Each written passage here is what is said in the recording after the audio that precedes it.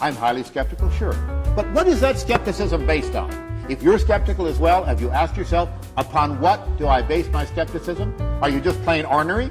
You just don't want to go along with the rest of the thing? Do you know some other people who believe in it that are really pretty dense and you don't want to join their group?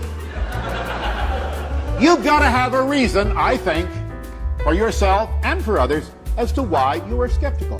These things are not likely to be true. Therefore, you need proof of them. Now, you're not required, or am I certainly required, to prove a negative. I can't do that.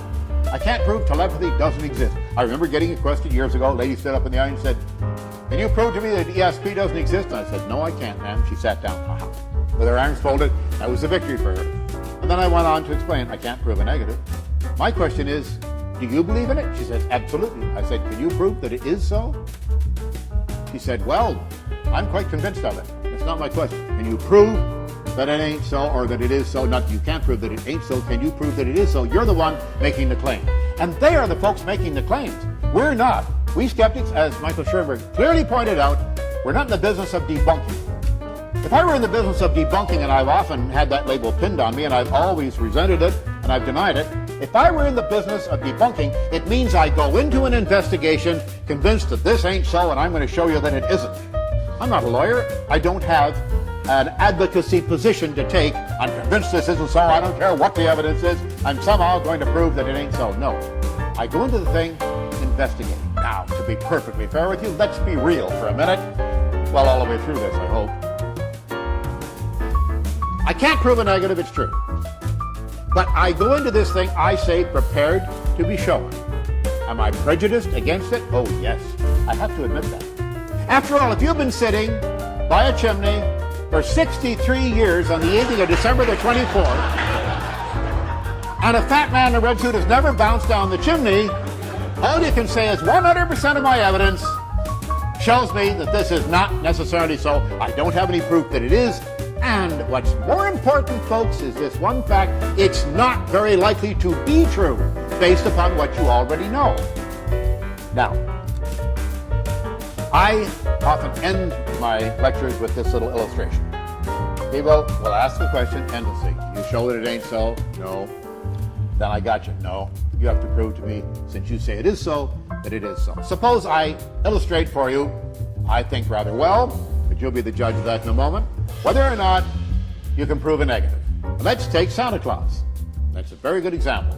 Well, around the end of December, I'm awfully popular, I must admit, in the street, and I have kids almost worshiping me.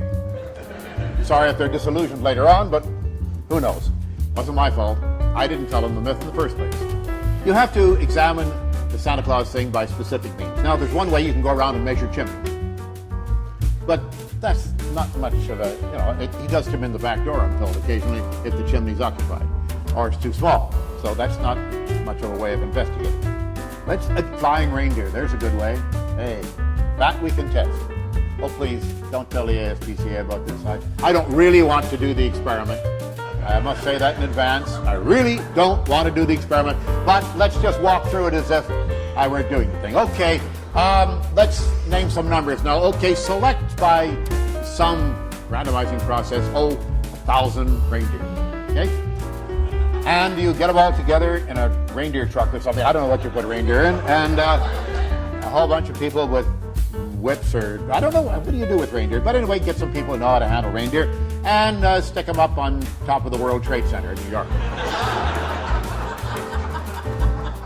You're laughing and you're making assumptions now. I can't have that. You're going to test whether or not reindeer can fly, okay? So I'll sort of walk through it with you, if you'll bear with me.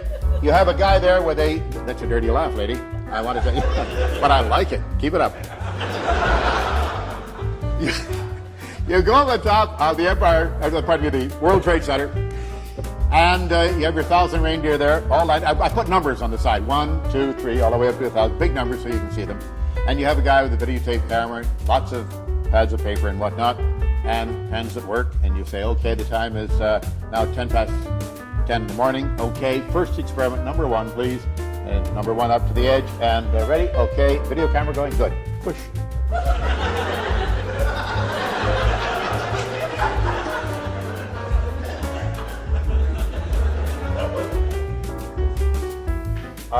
write down no. Really no.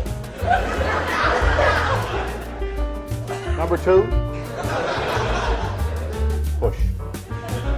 Well, now I don't know what the result of the experiment will be. I suspect strongly what it will be based upon my meager knowledge of the aerodynamics of the average reindeer,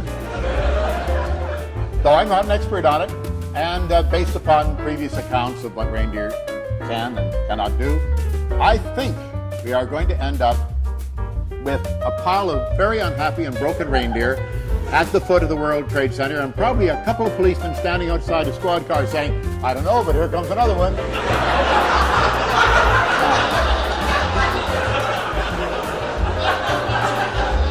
Now, it gets better. I won't throw any more reindeer, I promise. Now, what have we proven with this experiment? Have we proven that reindeer cannot fly? No, of course not. Think about it now. We've only shown that on this occasion, under these conditions of atmospheric pressure, temperature, radiation, all these sort of things, at this position geographically, on the season, etc., that these 1,000 reindeer either could not fly or chose not to. Now, if the second, then we know something certainly about the IQ of the average reindeer in this group. However, we have not proven a negative. We cannot prove a negative, technically and rationally and philosophically speaking. However, people will often look at this example and say, well, how many reindeer would you have to test? Now, I'm not going to get into the statistics of the thing. Art Benjamin can handle that for you. I'm not going to get into the arguments on the matter. I will only tell you that you cannot prove a negative, and I think that's a rather good example of it you might wish to use in illustrating your point. The other folks who claim that it is so are required to prove it. And if it's so, it's very easy. Just show me one flying reindeer. Of course, then they come up with the rationalizations and they say, oh no, it's only the 8 tiny reindeer that live at the North Pole who can and will, on the evening of December the 24th, fly to do that specific job. In that case, you have to throw up your hands and say, well, I don't think your hypothesis is very testable. For more of James Randi and the Educational Foundation, make sure you visit randi.org.